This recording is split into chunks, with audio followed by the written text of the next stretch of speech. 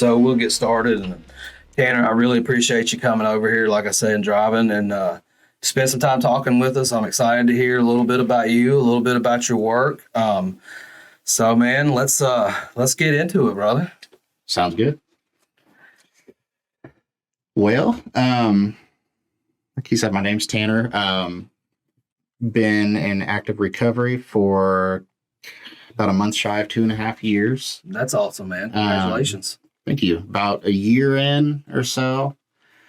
There've been a couple people, my 12-step sponsor and house manager of the recovery house I went to. They've been kind of pushing me to maybe get into peer recovery or just something in recovery in general. Because I was kind of at a standstill as to what I wanted to do career-wise. Mm-hmm. And I remember one day my sponsor just kind of showed up, and he's a peer coach as well over in Indiana. He's just said, sit down at the computer, we're filling out an application. And didn't end up filling out the application I originally anticipated on doing, or we anticipated on doing. There's another one that popped up, and I said, well, what's that one about? They were both through the hospital.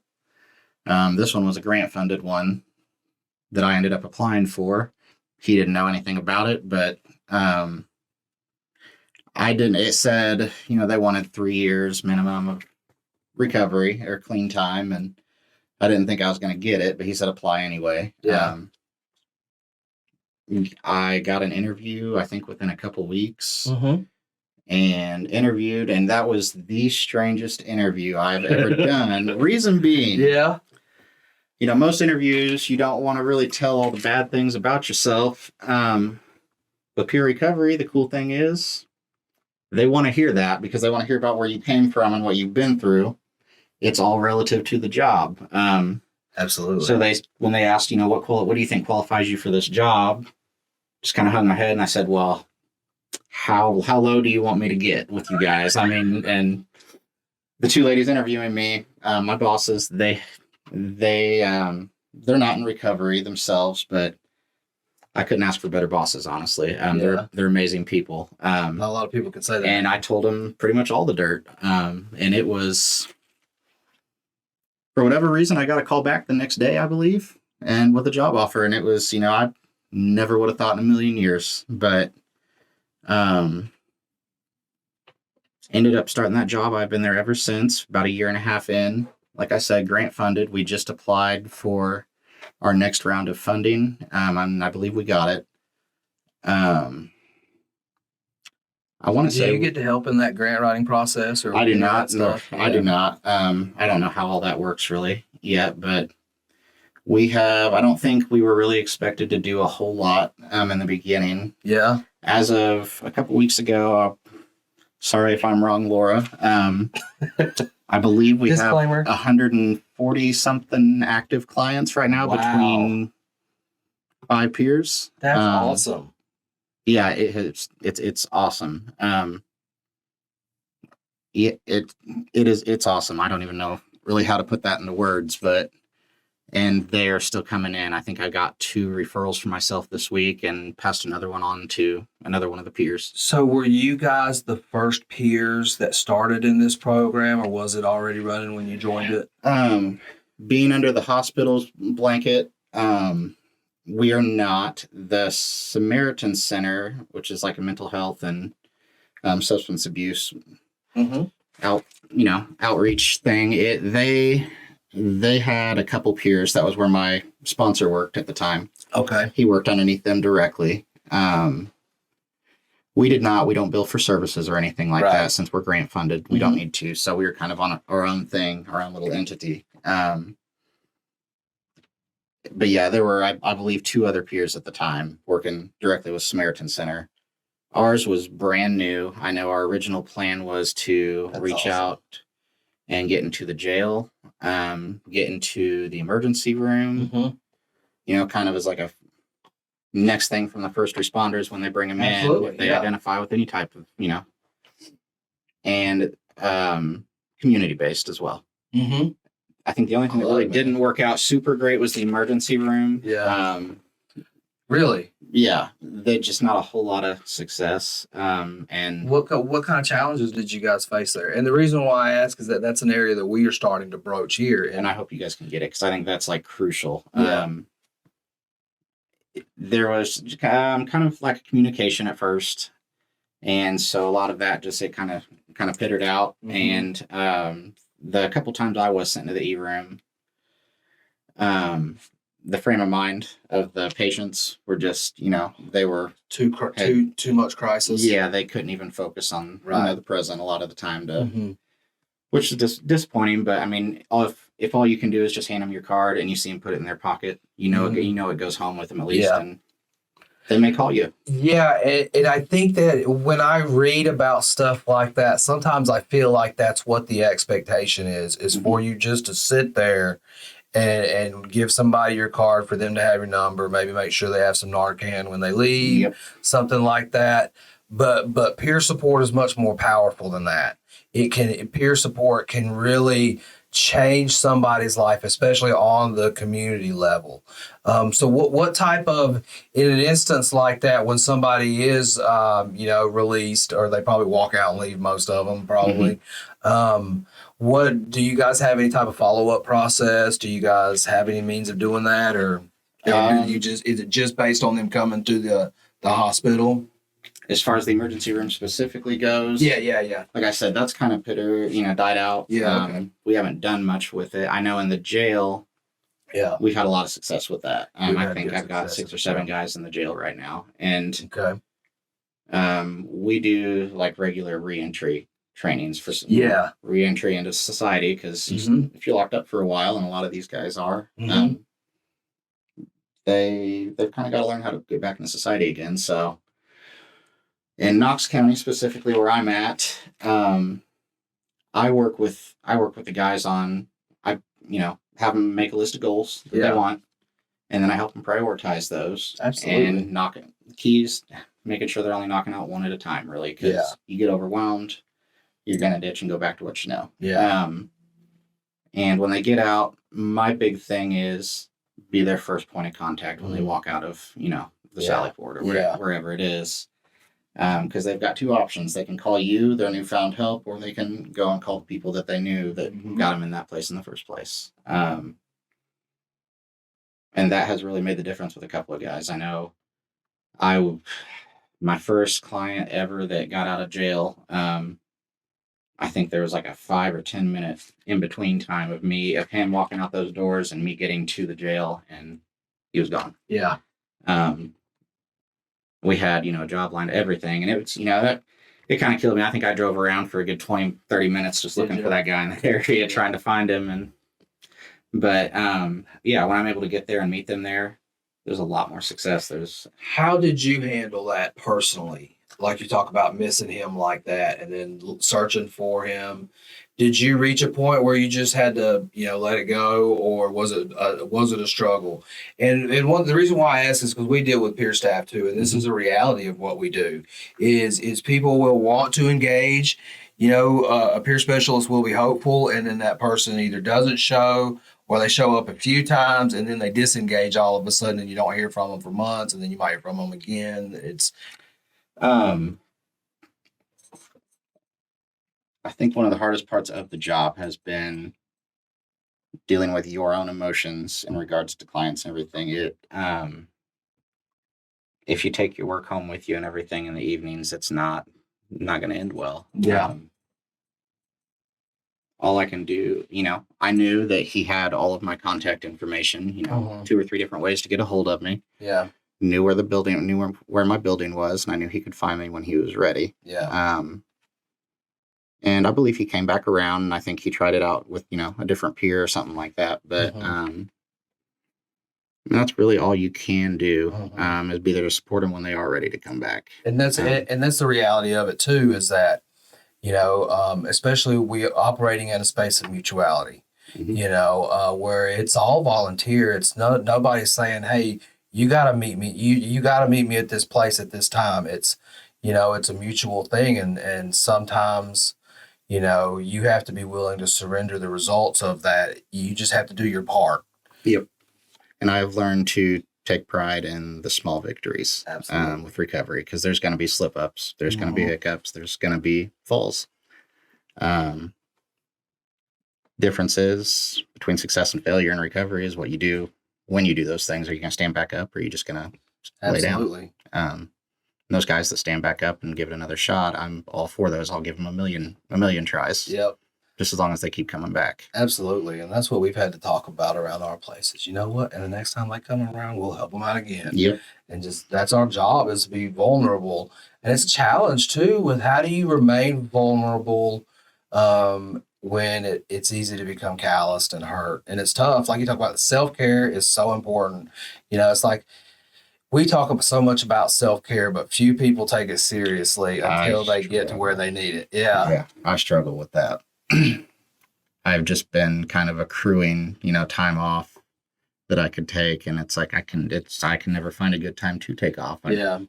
Something could go wrong, and I don't want to be gone. Yeah.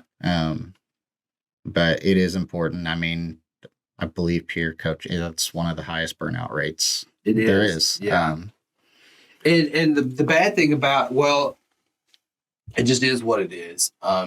In our field, when people burn out, it typically ends up in relapse, mental health crisis, or recidivism or suicide, overdose.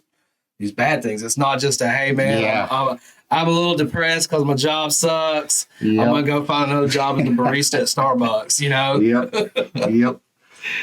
No, yeah. What type of recommendations would you have for people with self-care wise? What types of things do you think are really beneficial and effective?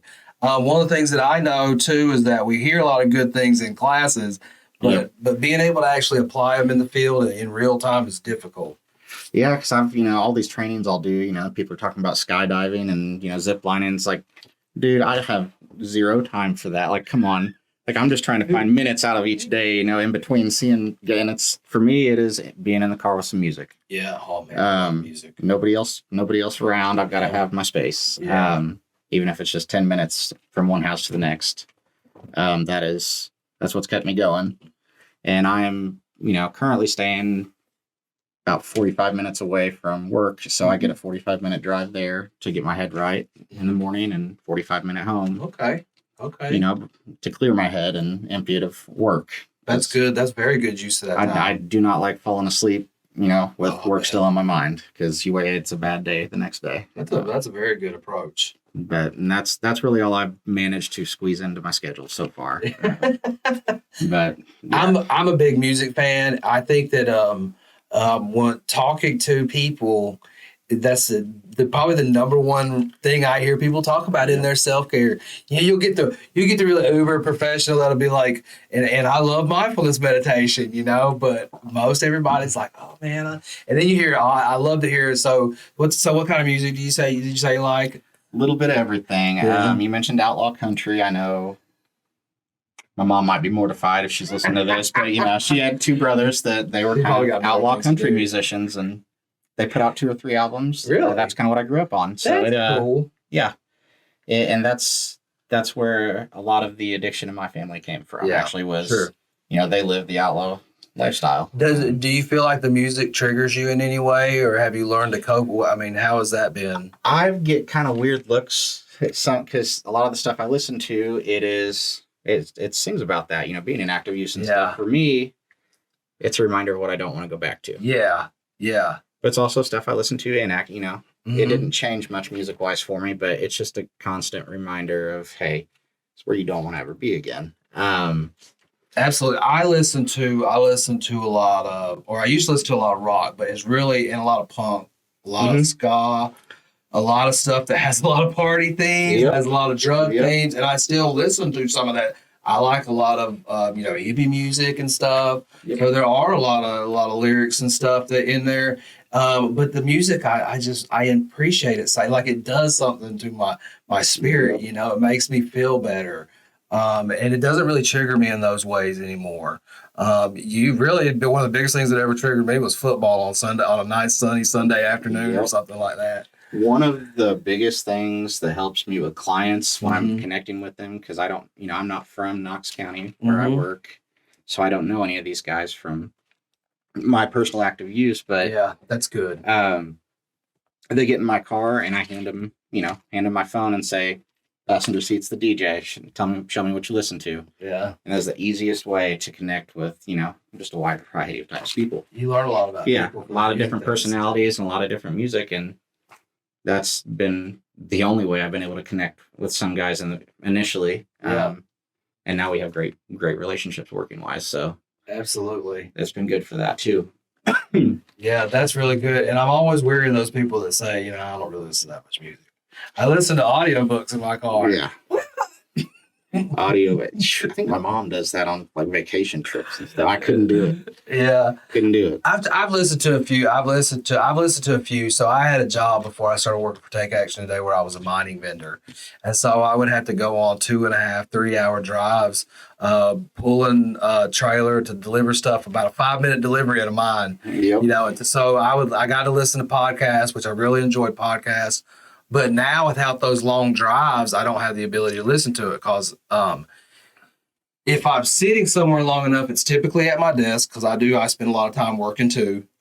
It's typically at my desk. And if I'm listening to a podcast, I'm thinking about the content on the podcast and instead of focusing on what I need to be reading or something like that. But music, and it's different. If I listen to, so one of the things I really got into lately is lo-fi beats. So if I turn on some lo-fi beats in the background, I can really read and really digest material really well. Same too with deep spiritual music for me to listen to. I've got some bands that like I say, really kind of feed my spirit a little bit and I can listen to them. But sometimes I catch myself watching the YouTube videos more than I do doing my schoolwork. Yeah. And I'm like, you know what? I need this right now. Let's just lean into it. If it's time, it's time. I'll stay an extra half hour today. Whatever. Yeah. Yeah. I've got to ask. I've seen you share posts about them all the time. Yeah. Bumpin' Uglies. Okay. Never heard of them. So it's a ska band. Okay. One of those bands that has a lot of lyrics. So here's a really interesting story about this band. I didn't catch on to them about a year ago. They are kind of a hippie ska band. Kind of, I think it's more like a new Sublime. Is what it seems like to me. But you see a progression in their music that starts off as really immature punk, ska type music, dub type music. And then a few years ago, their lead singer began addressing his mental health needs. And so you've actually seen like a little bit of a recovery attitude around these. Now it's typically your, pro cannabis type of harm reduction-ish type of recovery approaches, but it's recovery. It's people talking about males experience. So he's a male talking about experiencing depression and having to take medication, and he's singing a song about serotonin that's incredibly insightful, and some other songs like that. And you kind of start to see where it really is kind of a recovery journey that you see unfolding in music over somebody's career. And then the music's really groovy, man. It really kind of speaks to me. Like that kind of music really, especially on an acoustic guitar or something and a bang box. And I do like music that's relatable to recovery too. I know Tom Walker's a good one. Mm-hmm. I had a friend when I was still toward the end of, left out of active addiction. She would always just stop in at the most inopportune times, really, for her to be like, seeing me and me to be showing my face, but she never judged at all. And she'd always have some new band or a new song or something. And she'd be like, you should just play this song. And, I'd play it and I'd be like, this is way too relevant right now. She knows. And just feeling all that guilt. And then she'd ask me what I thought, that's a good song. She'd listen to it again. And just, we would just, that was our thing. Just listen to some music and she'd leave. But it always stuck with me. Anytime she would just happen to stop by, she always had a song or a band or something that was just relating to what I was going through. And I think she knew way more than I wanted to admit to myself. But, I'm grateful for that. And that's who showed me Tom Walker. So that was the last one. And I think, I ended up getting arrested for the last time 2-3 weeks later. That song was just in my head the whole time. Like I gotta make a change. So that's been pretty cool. I'm always on the hunt for new, and I've seen you just sharing Bumpin' Uglies. So Yeah, I'll have to and check it out. that's a newer thing. If you know it, I'll find a band and listen to it till I get tired of listening to it, and then move on to some other things. And so that's just kind of what I've been into. But man, they got this one song called Locust Avenue. Just reminds me of when I was 19 years old. And it's drug fueled. But it's just such a good vibe. But it's still at the end of it, it's about people moving on and moving on with their life. It's not about being stuck there. And to me, it's inspirational almost. There is a way to remember where we came from without it being. It doesn't have to trigger trauma. Okay.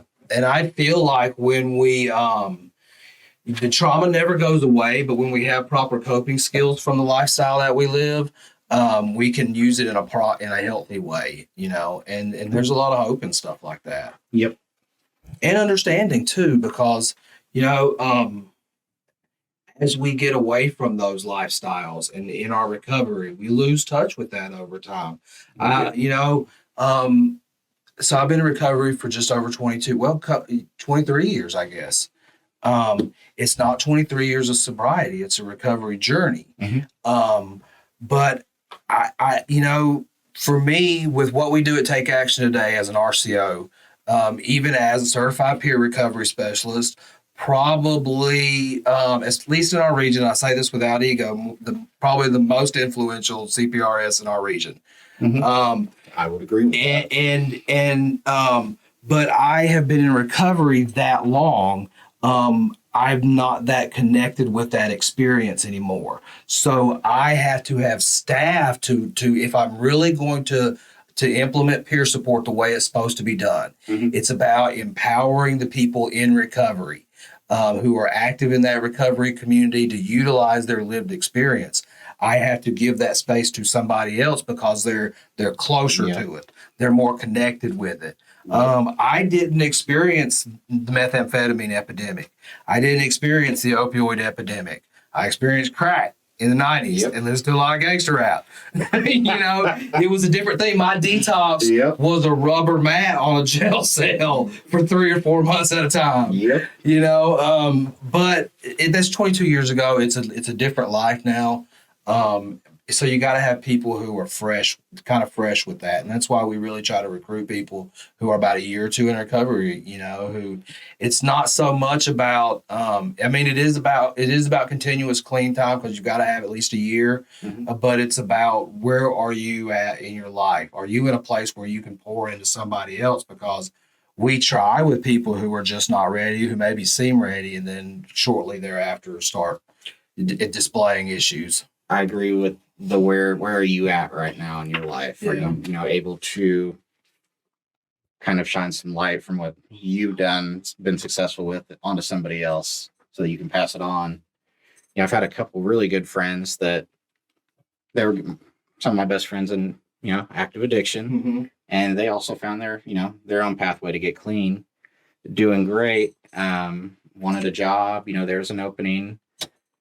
But where they were at, currently it just wasn't quite, and I didn't give them a no. I just, said, keep asking, just keep doing what you're doing. And, one, I believe he found a different avenue, a different job, and I'm super happy he's going to be great at it. I think he's hopefully going to be working directly with drug court, which is actually another thing I do. That's awesome. Started that about 5 or 6 months ago. I love that. The drug court in Knox County is amazing. So you have really worked across a broad spectrum of settings. Yes. And that is really awesome because it's so easy to think of peer support being almost one or two dimensional with where it can be used. Like we implement it in our resource centers and on the community level. And then we implement it in the jails. We do the drug courts also. We haven't got to the emergency rooms, but all of these places you can implement peer support. Yeah. And there's a bunch of others, I'm sure, too. Oh, yeah, totally. I would love more treatment centers, rehabilitation centers to have them on staff for reentry purposes or transitional purposes if they need to go to long-term like I did. Because I'm, pretty sure the judge in Richland County, where I was from and where all my problems were at, I think he was just ready for me to go somewhere else. he emphasized long term quite a bit, but that was what I needed. And had I had, a peer coach there that knew the system, knew the resources, could have connected me to some people. Yeah.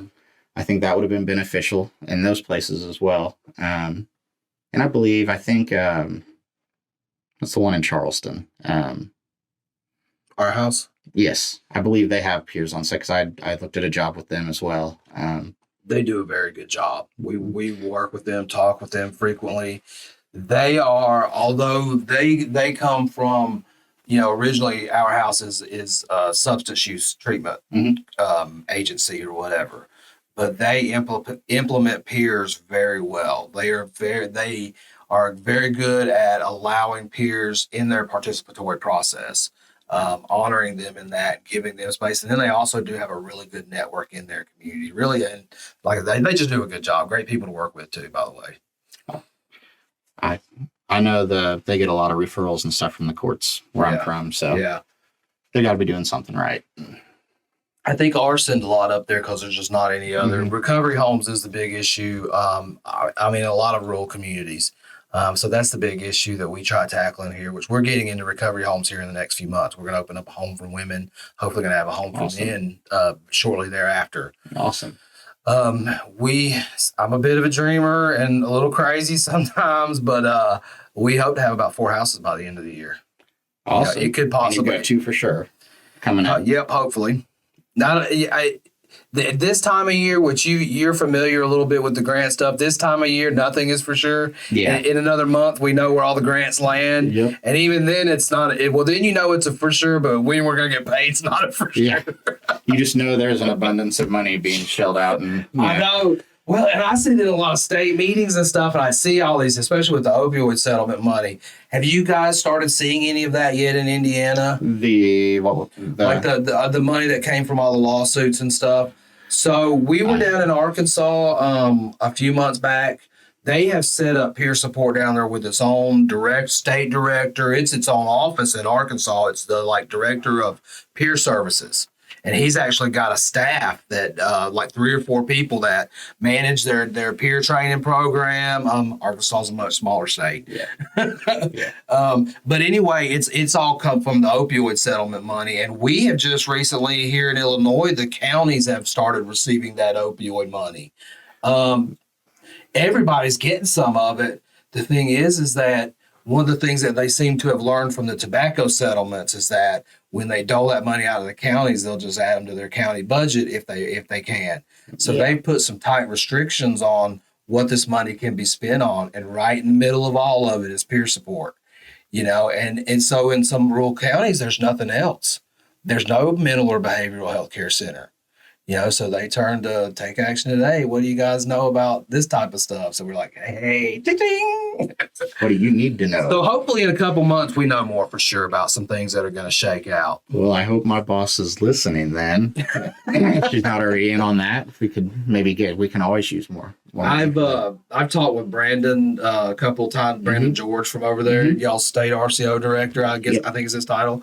And he's on the ball about some things too. I think that's part of why you guys, we've actually had people, representatives from Indiana come to our statewide recovery advisory committee meeting because we've been having people from other states come in and talk about what they do. And Indiana has done a great job in some areas with a lot of recovery home development, with the peer support stuff that you guys do, which I know you've talked about. It's been a little chaotic, but there's still... Yeah, it's leveling out now. And I think this next year is going to be awesome. That's great. Because the first year it was just... We were running every direction, just trying to get it set up and figure out what works and what doesn't. What resources, want to work with us, what don't. And we have a pretty good foundation now, and it's been awesome. I think at our IRACs it was the Indiana Recovery Convention last year. I believe the LIFT team, that's the grant team I work for. We got a nod. Yeah, that's awesome. Yeah, and 3 of them, I believe, or at least 2 of them know you pretty well. I don't know how, the Harrisburg, Illinois people ended up in Vincennes, but I know, right? I was only 30 minutes away. I believe Harrisburg is like 2.5, but yeah, I think some of us for one thing, they got into this before we did here in Illinois because there wasn't anybody. But two, I think y'all's pay rate's a little bit higher. Yeah, yeah. Yeah, and yes, Megan and Jennifer both say hello. By the way, I was made sure to tell you that. Yeah, yeah, they're great. They're great people. They are on fire in Harrisburg. They are, especially. One of the things that I find really cool in Southern Illinois, which kind of shouldn't be surprising, but in the field we work in is surprising, is that there's so many of us who come from a faith-based background. And they're on fire with that too. Absolutely. And they have a whole, I have tried talking to them, which I think one of the biggest travesties of this whole situation is that we as a state have got some tremendous advocates working over in the other state across the river because we can't support you guys properly yet. And hopefully we're going to get that fixed one day. But I've talked to them. I'm like, you guys really have an RCO. Why don't you just start an RCO in Harrisburg? Because you guys are already doing it. They've got this huge network of people that they all work through. Their outreach is huge from what I've heard. Absolutely. It's massive. They helped. We did our first community, outreach thing last year.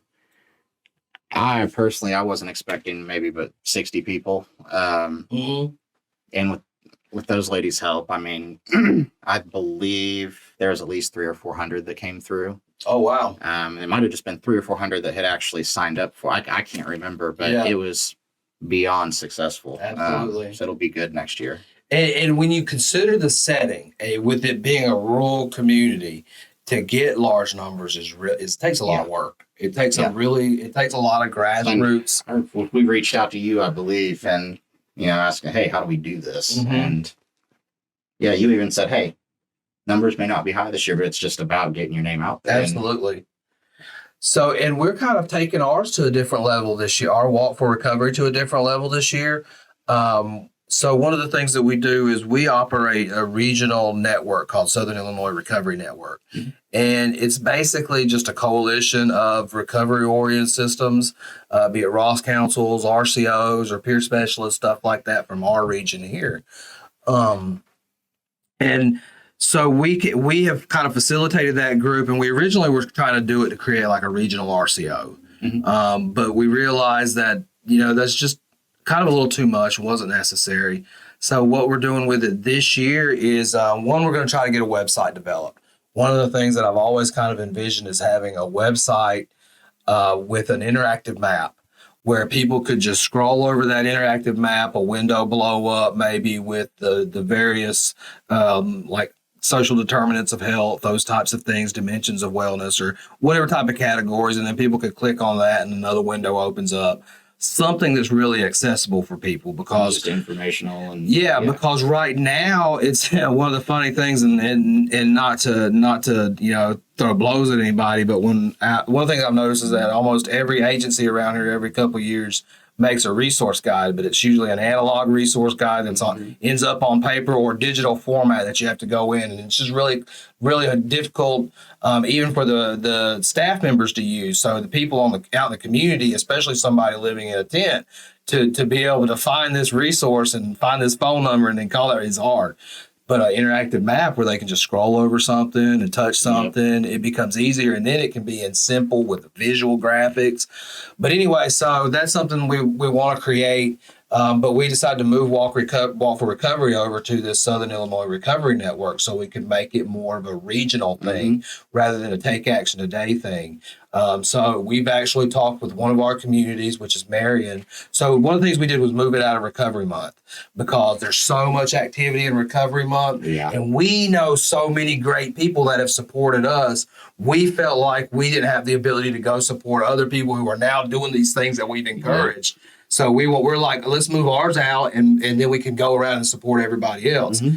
So, and then we added it to this regional group, but we've got one of our communities, they're going to let us use their courthouse. So we're going to set up a podium on the front of it. We're going to have 3 speakers. One of them's going to be a drug court judge. One of them's going to be a Ross coordinator, and one of them's going to be a national, like a statewide advocate that's going to come. He's already spoke at one of them. Everybody in recovery in Southern Illinois, everybody around these types of systems knows him. but it's going to be really like a really good, we're hoping to have like a really good advocacy moment. Yeah, and you're like, getting somebody from every, all the major brands. Absolutely, absolutely. And so then we're going to do our walk to the city square. So it's literally the symbolism of going from the courthouse to the city square. And it's a short walk, so we don't have to worry about people passing out on I'm it. all for that. The first year I did it, I about killed some of our participants because it was what was it? September. It was mid-September. It was like one of the hottest dog days of September days, and we'd go around this track twice around this park, and they were like, I think Pike County was one that we set up as well. Or not me personally, but one of the other peers. And it wasn't even that long of a walk, if I'm being honest. I'm not even going to try to lie, but I had not realized just how fat I had become with this job, not, doing physical labor all the time anymore. I was hurting for certain after it was, I bet it was maybe a mile tops. And yeah. I was huffing and puffing at the end of it. Yeah, it was embarrassing. Absolutely embarrassing. Hey, recovery good, man? Yeah. That was a whole different type of recovery I was dealing with for probably the next week. Yeah. No kidding. Felt like I was 30 going on 60. And yeah. Absolutely. So that's what we're hoping for. We're hoping for being on this regional level, we can really draw and do something. I'd really like to have, because I feel like you have things like that up in Chicago. Maybe in a few other places, but I haven't seen anything like that in Southern Illinois. Haven't either. From what I know, you're it for the development. The man. My mom speaks nothing but praises of this guy over here. So it is. Yeah. Actually, anybody I have met that knows Mike Tyson speaks nothing but praises. For real. Well, I appreciate those kind words. It's one of the hardest things that I've had to learn to deal with that stuff. People complimenting me because I've always been that person. I'm like, no, not me, man. I tried, ego in recovery is very easy to develop, not just in our positions as peer specialists, but just in recovery in general. There's so much, especially when it's somebody else struggling. We think you need to do what I know what to do. You need to do this. And some advocates you see are, they're more focused on themselves and promoting themselves than they are the community. And that's what I try to be about, is I try to be about the community. I try to give other people space and platform and voices and let them use that. And I feel like I get a good response from it. I think people really appreciate it. My biggest thing is the recovery house that I went through after I went to treatment in Carbondale, Gateway, wonderful place. And then was told about a place called Courage House in Vincennes, privately owned. It's one of the few that's like that. And I ended up there, did not want to be there. I'll be honest, at the beginning, he knows, the director knows this, Mark. He's become one of my best friends, actually. But I help out there. After, I graduated the program, he convinced me to stick around and, kind of be his right-hand guy there for a while. I believe that he calls me his right-hand man. Yeah. But one of the things that he really preaches to the guys is don't mimic my recovery, entirely. That's what worked for me. Yeah.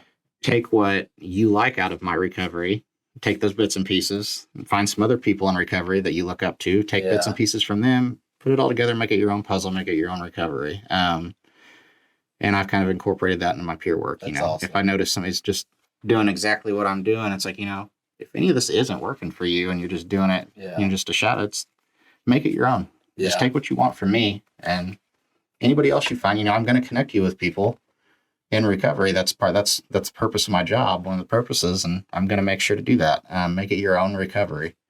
There's not one way. There's not, there are multiple pathways to recovery. You hear that in about every training you go to for peer recovery. And I feel like coming to a place in this field where we recognize that, rather than saying that there is a formula you have to follow.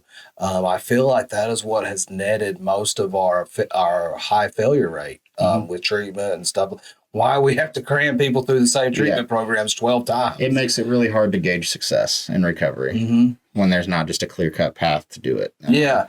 and people have trouble with that. And so they want things to be a formula, want things to follow a pattern, but everybody's different. Everybody comes from different spaces, different places. They're dealing with different things.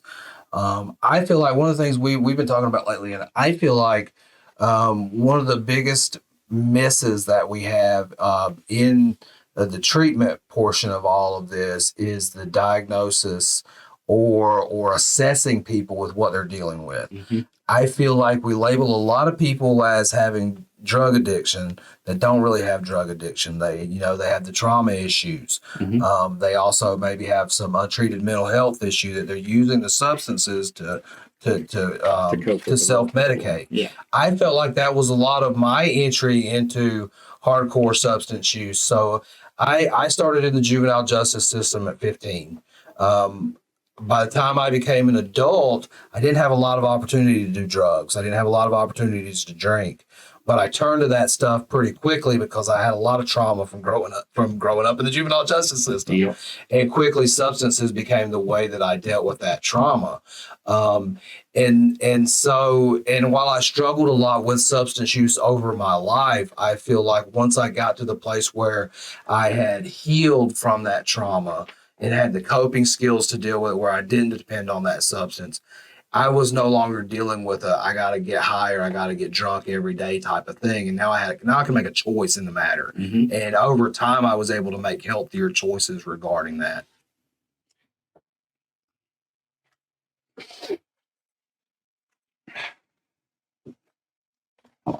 That's all right, man. Okay, and so especially when we look at things like homelessness too. Yeah. So many people who are dealing with homelessness, they see the substance use. So let's take the guy to treatment. Let's put him through a treatment program, even though he's been to treatment 6 times already. And he's still living in a tent.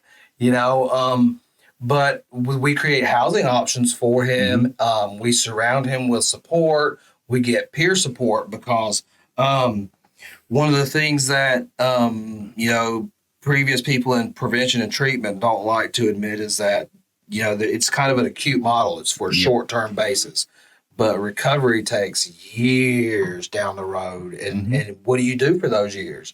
You can't have somebody in therapy for 24 years, or even maybe being on some medications is bad. Like if you're especially with the long-term use of benzos. Yeah. They found that that's almost just as bad as any other substance you can be on. So you have to find a way to get people to a healthy place. Yep. Unless there again, where we have to properly assess people. If the person has a mental health issue where they need the medication, then that's a different thing, as opposed to somebody that can heal and get past that. Because I think that you have something that's not unique in your experience, and I'd like to have you talk about that a little bit, but something we're going to see more of or understand more in the future, which is the head trauma that people experience and what that does in somebody's life. You want me to speak on that? Sure, now? yeah. I'd love to hear about that. So I was a late bloomer when it came to addiction, criminal activity, any of that stuff. But I dove right into all of it. I didn't really start partying or doing anything. I wasn't much of a partier either. I became addicted to drugs and did drugs because I did not want to feel the way I felt. Mm-hmm. I really just didn't want to feel anything at all due to football injuries. Mm-hmm. I took a couple specific hits to the head. Didn't realize what had happened or what was going on at the time. And it was 2-3 years later before we really realized that something's going on. There's just a slow onset of changes. Right.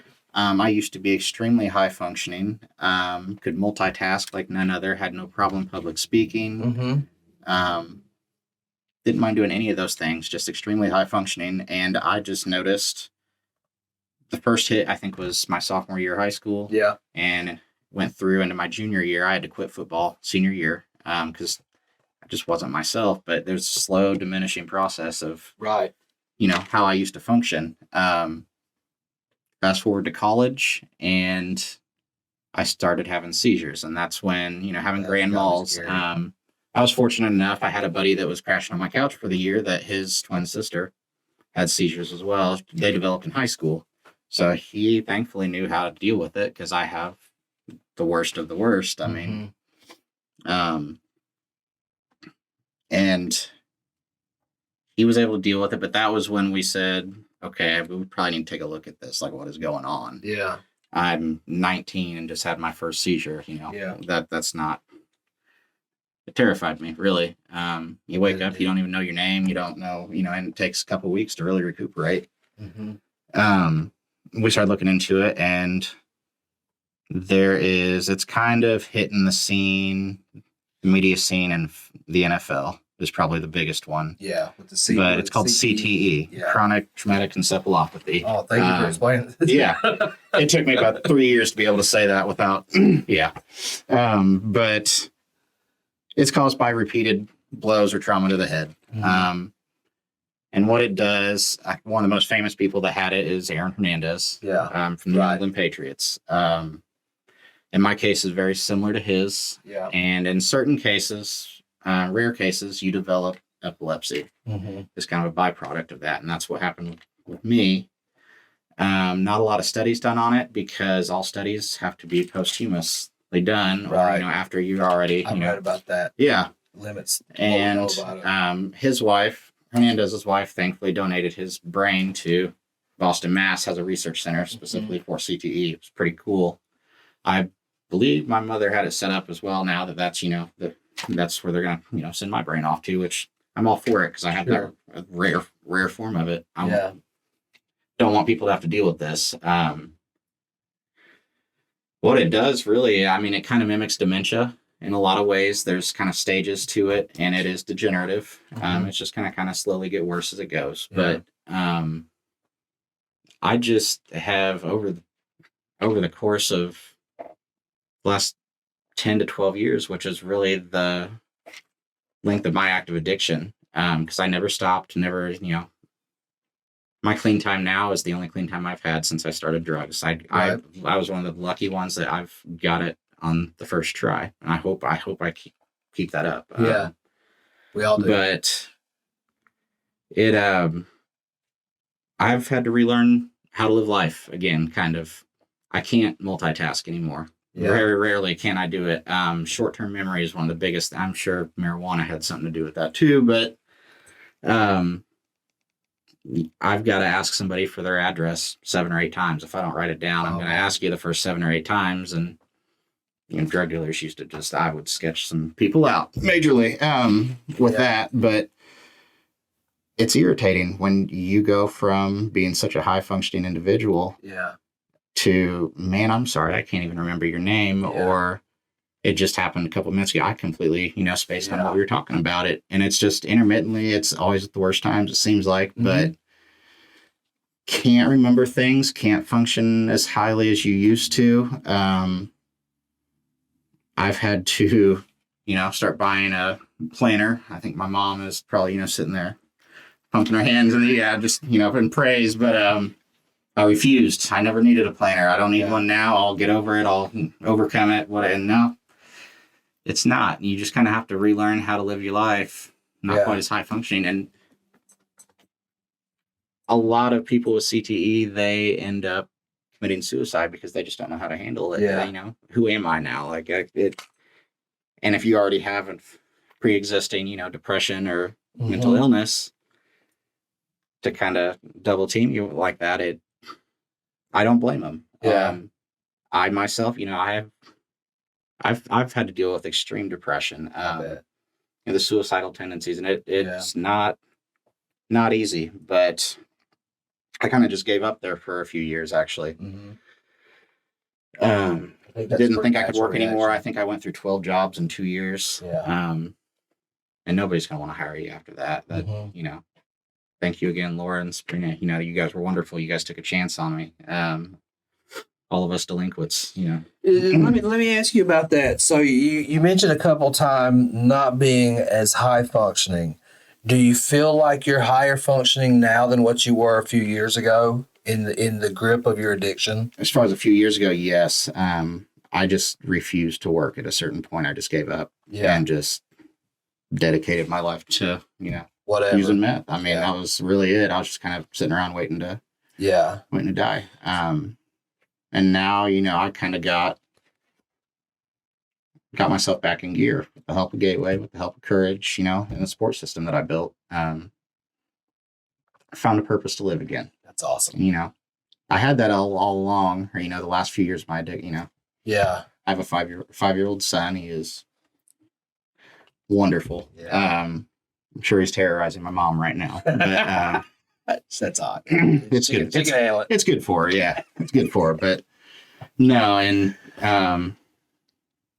he's actually the reason. That's kind of what when I was sitting in jail, the last time they set my bond high enough that they knew I couldn't, bond myself out. Yeah. I bonded myself out every other time, but took, about 24 hours, and I realized I'm supposed to be with my son right now, and he is wondering where Dad's at. That was my motivation when I couldn't do it for myself for the right reasons. He was my motivation until I could. Males take a pretty rough rap by and large, especially in the fatherhood area, who come when we coming out of some of the challenges that we deal with. My staff, I have got some of the most amazing men on my staff who many of them are raising children when it's the mom who's still in active addiction. And like I said, it goes against what you typically think, but I've seen these guys in recovery become such amazing fathers. And really probably a better father than what many other people that I see and meet and have met. And it's something that doesn't get talked about very much. Or is the amount of single dads out there that are doing it. And so I applaud you in that, with being able to be there and that being your motivating factor. I feel like that's one of the biggest motivating factors and support in my life is my family. It's what gives me my purpose, to be a better person, to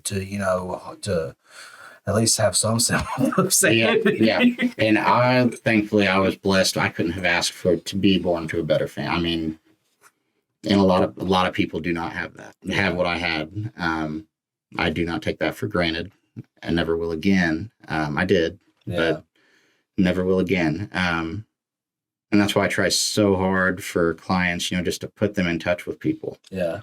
Because if you can just have 2 or 3 people in your corner, just somebody to call, that's more than at least, half the guys I've worked with have. They come with nobody and nothing to their name. And that's where peer support is supposed to be so crucial in somebody's life because, man, even sometimes if you call a lot of 12-step sponsors who are supposed to be those people, man, you'll get somebody trying to tell you, see, man, you did this and you did that, and you need to do this and peer support, man. We're just there to listen. Yep. A lot of them will ask me, they want me to answer things for them. And it's no, I'm just going to keep asking you questions until you work your way around to that answer. Absolutely. Do you do anything to help maintain like cognitive function? Like I know you talked about being aware of the long-term outcomes of dealing with CTE and what it does to your cognitive function. Are there things that you can do to kind of stave that degradation off and to kind of help? I mean, nothing as far as vitamins or major medication. I take seizure medication, obviously, but I'm not a big medication guy. Yeah. I really am a firm believer in just training the brain and maintaining the brain with what you do have left. Yeah. And as long as I stay busy, stay doing what I'm doing, keep a planner where I can go back to, but I'm trying my best to remember it off the top of my head and just practicing. Absolutely. Repetition, and hopefully that'll just maintain it and prolong it as long as possible. I think that's such an amazing approach because, you're recognizing that you might need to adapt new skills or new techniques and new approaches and building on that while also trying to reinforce what you have that's good and strengthen that. And I think that's really it's a really sound approach. Have you looked and tried to study much of the neuroscience or any of that stuff with CTE or anything? Not a whole lot. I read up and watched the documentary they did on Aaron Hernandez. He was and then I've read a couple other things. They did studies on, I think they took 100 ex-NFL players. Yeah. And tested for CTE, and I think 90 something. I think all but like 4 or 6 or something of them had it. Yeah, I think it's going to be the death of football one day. And that's why, like, I believe Luke Coakley, linebacker for the Panthers or something, one of the best linebackers in the game, he retired after just a few years of playing. I've had too many concussions already. Yeah. I'm going to step out. That's a lot of those guys are doing it. And if you see that, that's probably what they're doing it for. My son plays football. He'll be a junior come next football season, but he's got kids, and I know a kid right now who is in junior high who has had 2 concussions. That's you don't want that kid playing football anymore. Yeah. And I do really feel like, because I don't think, especially as athletes have gotten bigger, stronger, faster, I don't think you can properly protect them in that way, and it's going to continue to cause. I think when they get down and look at a lot of people, like you look at stars like Des Bryant, the way their behaviors just shift, Antonio Brown, some of these guys. Yep. And I think that when they go to explore those brains later on, they're going to find out that like you say, it's very prevalent. I want to say the most recent one I'd read about was, and I don't know if the article said that he'd actually been diagnosed with it, but Demaryius Thomas. I think he was a tight end for maybe the Broncos was the last team he played for. Yeah, dude killed it on my fantasy football team a couple years. Hey, he did do some good, man. Yeah. But no, I believe when I was reading, I was like, that is exactly what was going on there. But I commend the guys that are, you're one of the best linebackers in the game, and Luke Coakley, and you're willing to just step down from the fame, from the spotlight for your health. Absolutely. Symbolically, it's important because that's what people need to see, especially in a field like that where it's about the dollar. People are capable of making, especially people from poor circumstances, are capable of making such great income. To see people make that decision, that's more, my mental health is more, my physical health, and really with CTE, it's not just mental, it's physical, is more important, and being able to deal with that. Yeah, I think we got a lot more to learn about CTE, head trauma, with car accidents and stuff, and people getting into criminal activity. I think that if we look at a lot of substance use that starts later in life and see some type of head trauma, whether it be a fall that nobody thinks about, or hitting their head on something sometimes. I've heard people talk about, famous comedians like Sam Kinison and Roseanne Barr. It was head trauma that really kind of triggered behavioral changes that made them the comedians that they became famous for. Mental health in general with comedians is Robin Williams and Jim Carrey. I don't know if you've ever seen Eternal Sunshine of the Spotless Mind. No, I haven't seen it, but I've heard a lot. One of my favorites. He got that role. The director, the producer, whoever, when they interviewed him, he was in such a just state of just crazy depression. He showed up the interview just in tears. The guy said, "You are beautiful like that. I need you to stay like this for this part." And that's terrible. Yeah. But it made the movie what it was. Yeah. I didn't realize he really dealt with that until then. Yeah. Robin Williams, I kind of lived by that quote. I've never connected more with any other quote than when he had said,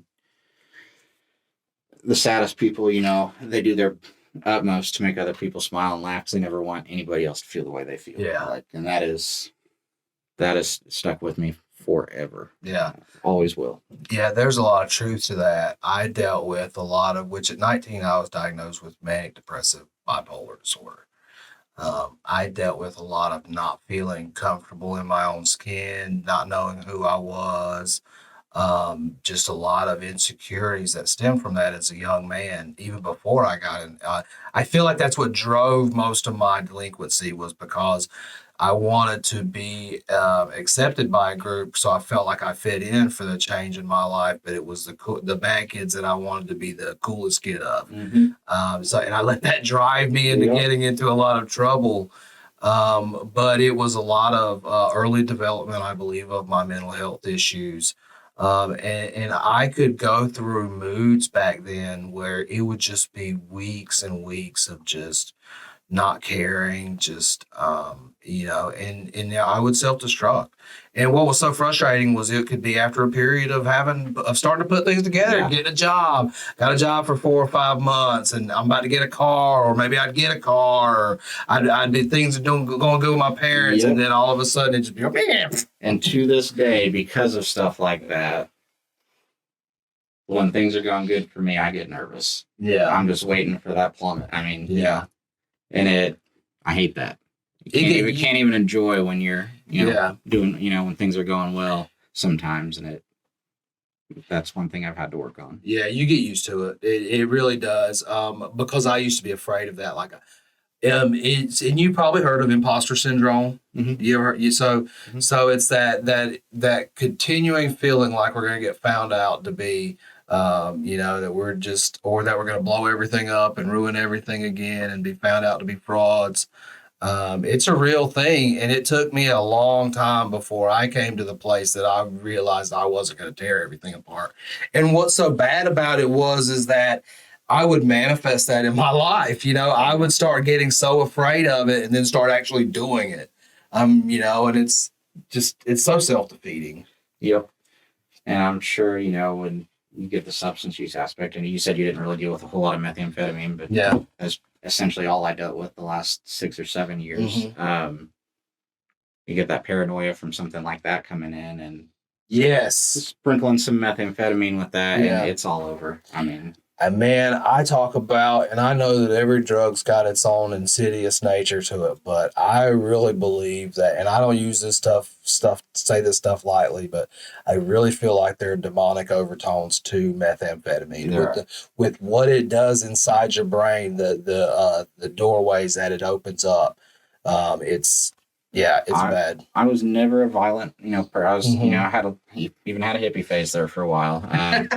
I had 7 years worth of dreads at one point. But, no kidding, yeah. I bet you were a hairy thing, man. belly button length. It was, and then a beard to boot. Yeah. I mean, I was every bit of homeless looking. I fit that mold, but a stereotype. But no, and a lot of it had to do with the CTE as well. Mm-hmm. Changes that make up in your brain. I started, same with Aaron Hernandez. He didn't used to be a violent guy. Yeah. And then he switched over, and a couple years later, he's knocking out security guards at nightclubs and stuff. Yeah. Just because I asked him to take his necklace off or his chain off. I started getting all violent thoughts just all the time, and then I'm just fueling myself with methamphetamine, and that was like the fuel to the fire that I'd just snap. Yeah. There's like these stages of anger I'd hit, and my friends came to know it, and I'd hit the certain one, and they'd be like, "Well, I'm probably gonna get out of here now. It's time. It's about that time. Things are gonna pop off." And, and I'd be left alone dealing with and just screaming at nobody in the house, and just angry, fueled by meth, induced by the CTE. It was no good. I'm not that person by nature, but methamphetamine, it does feel just like kind of a demonic undertone to things, and it not who I used to be. I grew up in a very religious family. My dad's a pastor. Devout Christian. Dad is one of the greatest people I've ever known. Couldn't ask for better parents, like I said, but didn't matter. Addiction holds no prejudice. Oh man, dude.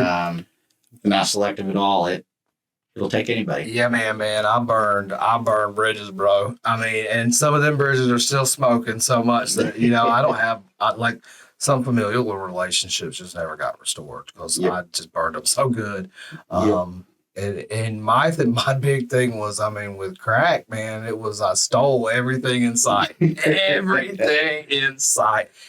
So people were sore at me for a while and just burned relationships. It was pretty bad. There are still places I go that there's certain people that, I still can't look them in the eye. I've made my attempt at an amends, and they accepted it, but there's some things that can't be mended. So. There's a reason why I lived 20-something years, not 20-something years, but 10 hours away from where I grew up and did most of my stuff. Especially just going to the convenience store for years was traumatic almost, because I'd run into somebody and they would want to talk about something or talk about the old me. I still worry about that sometimes when I go home. I don't like to go visit places outside of my family because of who I might run into or what might happen. I know my girlfriend, she's also in recovery. Mm-hmm. We went to school in Olney together. Didn't really hang out much then, but she moved away, didn't come back. I mean, she was good on Olney. That was where her problems kind of began. And we go back to visit, she comes to see when I go to visit my son and whatnot. Mm-hmm. She's still nervous to go into any CVS or Walmart or any. She didn't want to see anybody. I'm going to see somebody I know. Or I don't blame her. I'm that way too. I know I had my last arresting officer. I woke up. I was staying at a friend's house for the weekend, and woke up at 11 o'clock or midnight or something, and just had a craving for Doritos for whatever reason. Had to run to the gas station, man. And nacho cheese or Cool Ranch? Nacho cheese. It was a nacho cheese night. But I walk out of the gas station, and officers just parked right across the street. And I said, I guarantee that's for me. Yeah. And sure enough, pulls me over. I think really just wanted to check on, my mom has been really good at spreading what I'm doing now as opposed to a couple of years ago. She's kind of spread that through town where she can. Yeah. And he had heard, and I think he just kind of wanted to see for himself. Yeah, that's cool. It was I was a little nervous at first, and I had a Thrive, lanyard on for my work thing. That holds my keys, and in Indiana, Thrive is a recovery organization. It is thriving. Thrive in Illinois is medical cannabis. Medical cannabis. And I was just beyond known for my cannabis use in Illinois. And that was the first thing he says, that's not medical, cannabis, isn't it? And I was like, that's his ticket to search in my car, and that's just the old thoughts are all coming back. And I said, well, it is. I said, now in Indiana, where I live now, it's a recovery organization that I kind of work with. And he got us onto the recovery aspect of things. That's awesome. And it ended well, actually. It was awesome, That's good. I have a lot of trouble communicating with cops. Well, Tanner, it's been amazing to have a great conversation with you. Really admire your journey and some of the work that you were doing. Thank you. I know you and I, like I say, really kind of started into this stuff kind of at similar times. Mm-hmm. So it's really interesting to watch us both grow over the years. Yeah. I really appreciate you coming over, man, and sitting down and sharing some time with me. Anything you want to add? Anything you feel like you need to close up or? Really just for all the people watching, this guy is incredible at what he does. And he has a heart like none other for it. I did consider coming to try and work for him, before I chose the job I'm at now, but I did not have the confidence or the courage or anything to start things from the ground up like he did. So he really does. If anybody out there needs help at all, reach out to Mike Tyson or any of the people underneath him. How many people do you have underneath you right now? Bro, I think we got six. That's a good question. Depends on what day it is. We got about 18 people on staff right now. I mean, and that's amazing. So just reach out. The help's here. Reach out. We serve a great God, and recovery is a good. Yeah, absolutely. Well, I appreciate it, man. It's been awesome.